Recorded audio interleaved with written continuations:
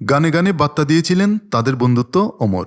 রূপলী পদ্মায় করার সেই প্রতিজ্ঞার মর্যাদা রাখলেন জয়। সোমবার বন্ধু বীরু চিরবিদায় নিয়েছেন। ধর্মেন্দ্র দেওয়ালের অন্তিম যাত্রায় অমিতাভ বচ্চন রাতে লিখলেন, এক অদ্ভুত শূন্যতা, চারপাশের বাতাস যেন কমে গিয়েছে।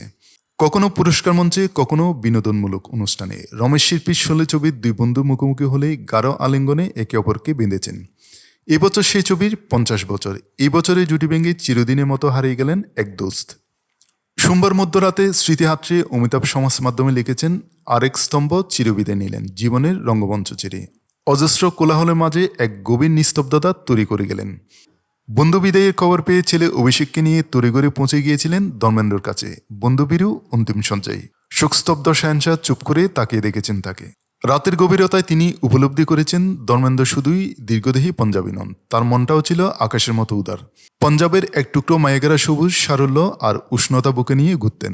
তাই রূপলী পদ্মার পরাক্রমী নায়কের হাসি শিশুর মতোই সরল। বলিউড আর সেই মাটির গন্ধ পাবে না। ধর্মেন্দ্র প্রয়াণ অমিতাভের মনে এক বিরাট শূন্যতার জন্ম দিয়েছে, গ্রাস করেছে তাকে। তিনি লিখেছেন, এই শূন্যতা পূরণ হবার নয়, ঠিক যেভাবে জয় আর বীরুর বন্ধুত্ব ফুরানো নয়। ইয়ে দোস্তি হাম নেহি তোরেঙ্গে।